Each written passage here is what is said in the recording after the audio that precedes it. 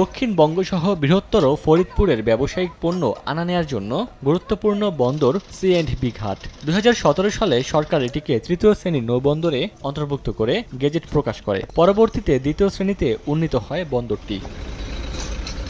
চট্টগ্রাম ও মংলা সমুদ্র বন্দর এবং সিলেট, নারায়ণগঞ্জ ও কুমিল্লা সহ বিভিন্ন স্থান থেকে নৌপথে এই বন্দরে পণ্য আনা নেওয়া হয়। ফরিদপুরের সোনালী আঁশখ্যাত পাট এই বন্দর হয়েই চট্টগ্রাম বন্দর দিয়ে বহির্বিশ্বে রফতানি হয়। এছাড়াও সিলেট থেকে কয়লা ও বালু, ভারতের গরু ও চাল এই নৌপথেই আমদানি হয়। নারায়ণগঞ্জ বন্দর থেকে প্রচুর সিমেন্টবাহী জাহাজ ও কার্গো এখান থেকে খালাস হয়।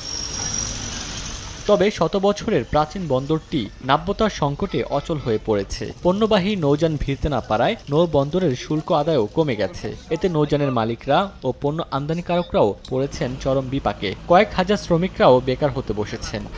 1, 2, 3 ঢাকায় জমি জিতে নিন 100% ক্যাশব্যাক সহ 20 কোটি টাকার পুরস্কার। নদীর নাব্যতা সংকটের কারণে একটা 1200 টন ক্যাপাসিটির জাহাজ এখানে আসে মাত্র 600 টন মাল নিয়ে। তো এভাবে যদি আসে অথচ খরচ সেম। ছোট ছোট বলগেটি আমরা মাল অন্য ট্রলারে পাল্টাই করে ফিরে আমরা আনছি, আমাদের ভাড়া কিছু থাকে নাই।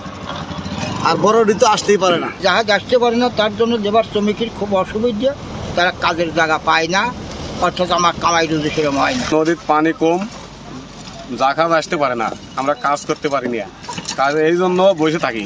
বছরে 5 মাসের মতো পানি কম থাকায় বন্দরে পণ্য খালাসে জটিলতা সৃষ্টি হয়। ঘাট থেকে প্রায় 10 কিলোমিটার দূরে জাহাজ ফেরানো হয়, পরে সেখান থেকে ছোট্ট ট্রলারে করে মালামাল ঘাটে আনতে হয়। নাব্য সংকট সমাধানে কয়েকটি স্থানে বিআরডব্লিউটি এর ড্রেজার মেশিন বসিয়ে খনন কাজ করলেও খননের কয়েকদিনের মধ্যেই আবারও বালু এসে ভরাট হচ্ছে। চেষ্টা করি যে দেশটাকে সচল রাখার জন্য। এর আগে আমরা করছি, সামনের বছরে আমরা আরো ভালো পদক্ষেপ। তবে সি&বি ঘাট নৌবন্দরের প্রাণ ফিরিয়ে আনতে নানা পরিকল্পনার কথা জানালেন জেলা প্রশাসক। সি&বি ঘাটের প্রাণ ফিরিয়ে আনার জন্য জেলা প্রশাসন, নৌ পরিবহন মন্ত্রণালয় এবং বিআইডব্লিউটি একে অনুরোধ করেছে। আগামী সপ্তাহ থেকে কাজ শুরু হয়ে যাবে। জায়গা নেওয়া হয়েছে, বালু উত্তোলন করে কোথায় রাখা হবে এবং আমরা আশা করছি যে 1 মাসের মধ্যেই এই নদী বন্দর প্রাণ ফিরে পাবে। গত 2022-23 অর্থ বছরে সি&বি ঘাট নৌবন্দর থেকে 1,45 লাখ টাকা রাজস্ব আদায় হয়েছে। সময় সংবাদ, ফরিদপুর।